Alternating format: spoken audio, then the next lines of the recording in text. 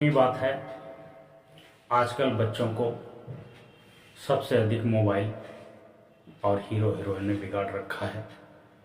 कृपया बच्चे को मोबाइल कुछ समय के लिए, एक लिमिटेड समय के लिए चलाने के लिए दीजिए और शाम के समय से ही सोने से पहले पहले उनके मोबाइल अपने कब्जे में लेकर कहीं सुरक्षित स्थान पर बंद कर दीजिए, ताकि वो पूरी रात मोबाइल से गाने और फिल्में ना देख सकें। पूरी रात मोबाइल और फिल्मी गाने न जाने क्या क्या देखते हैं, रात भर सो भी नहीं पाते हैं, पूरा दिन सोते हैं। जो बच्चा पूरी रात मोबाइल देखेगा, टीवी देखेगा और पूरा दिन सोएगा, वो जीवन में क्या कर पाएगा। इसलिए बच्चों को मोबाइल से दूर रखें। छठी बात है कि बच्चा किशोरावस्था से जवानी अवस्था में प्रवेश हो जाए तो माता पिता को बहुत विशेष ध्यान देने की आवश्यकता है। यदि बेटी की आयु 18 वर्ष से ऊपर हो गई तो उसकी शादी विवाह के संबंध में माँ बाप को तुरंत सोचना चाहिए, विचार करना चाहिए। 18 साल से लेकर 22-23 की अवस्था तक उसका विवाह अवश्य कर देना चाहिए, क्योंकि शारीरिक संरचना के अनुसार शारीरिक हार्मोन्स डिसबैलेंस होते रहते हैं और उनका बदलाव शरीर पर प्रभावी होता है। हर एक चीज़ का एक समय वक्त होता है, इसलिए 18 से 22 साल तक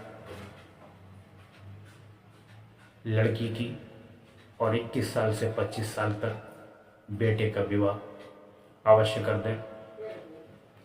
किसी का कोई टारगेट है, कोई पीसीएस करना चाहता है, कोई पीसीएस करना चाहता है, कोई आईएएस बनना चाहता है, उसकी बात अलग है।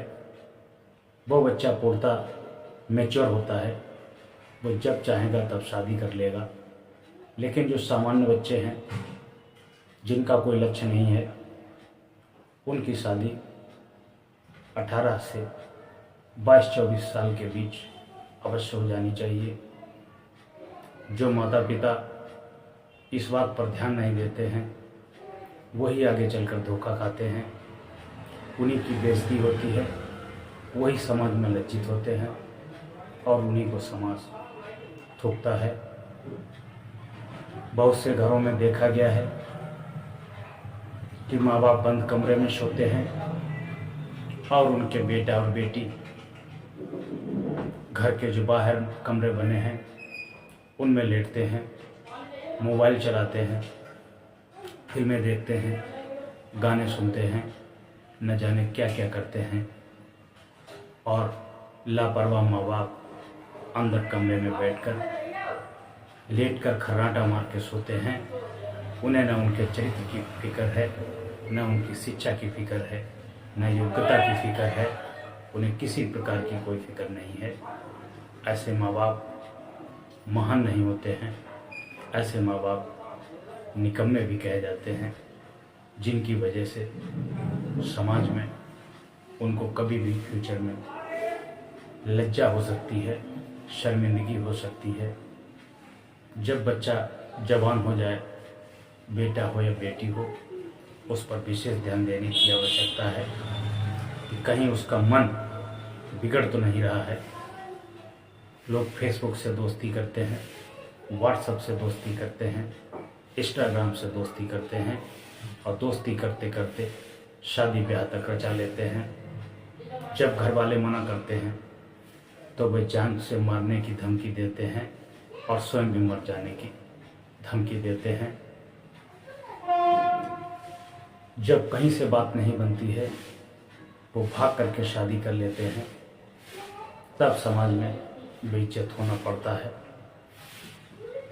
इसलिए बच्चों से भी कहूँगा कि संस्कार यदि होंगे तो माँ बाप की बात का पालन करेंगे, माँ बाप के कहने से ही शादी ब्याह करेंगे, क्योंकि माँ बाप जानता है कि जो तुम अपने लिए वर चुन रही हो वह तुम्हारी जिम्मेदारी उठाने लायक है अथवा नहीं, या तुम जो पत्नी चुन रहे हो वह तुम्हारी जिम्मेदारी उठाने योग्य है अथवा नहीं, वह तुम्हारे जाति वर्ग समुदाय का है अथवा नहीं, उसके माँ बाप, उसके भाई बहन आदि सभी का चरित्र कैसा है, स्वभाव कैसा है, इन सब बातों को देख करके शादी विवाह फिक्स किया जाता है।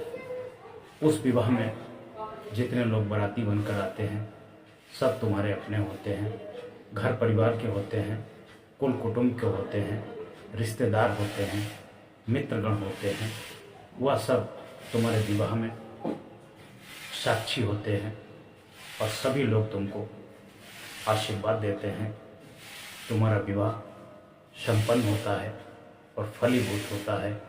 ये भाग भाग करके शादी करने से, मंदिर में शादी करने से, कोर्ट में शादी करने से, इससे आने वाले समय में जो मैच्योर हैं, परिपक्व हैं, योग्य हैं, जिनका मन पूर्णतः बस में है, वही लोग रिश्ता निभा पाते हैं।